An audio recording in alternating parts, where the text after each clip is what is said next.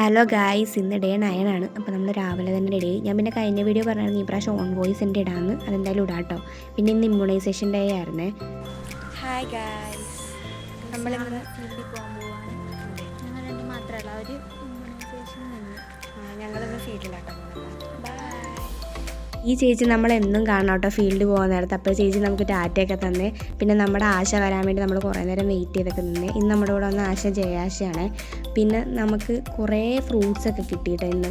ഈ വീട്ടിൽ നമ്മൾ ആദ്യം പോയ വീട്ടിൽ മാങ്ങയൊക്കെ ഉണ്ട്. എന്നിട്ടൊരു അപ്പൂപ്പനമ്മ കേട്ടോ നമുക്ക് തിരിച്ചു പോകുന്ന നേരത്ത് മാങ്ങയൊക്കെ തന്നെ. നല്ല അടിപൊളി വീടാണ് കേട്ടോ. അവിടെ ഫുൾ കൃഷിയും പരിപാടിയൊക്കെ കേട്ടോ.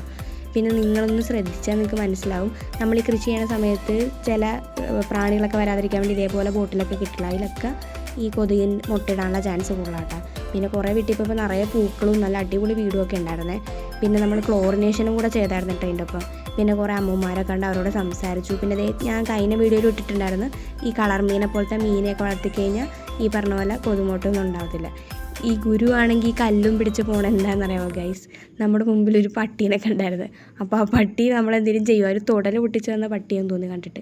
ഞാൻ വീഡിയോ എടുത്തപ്പോൾ ഇതിന് പട്ടി ഓടിപ്പോവുകയും ചെയ്തു ഗൈസ്. പിന്നെ നമ്മൾ തിരിച്ച് PHCയിലേക്ക് എത്തി. പിന്നെ നമ്മുടെ അവിടുത്തെ JPHമാരെയൊക്കെ കണ്ട് കുറച്ച് നേരം സംസാരിച്ചു.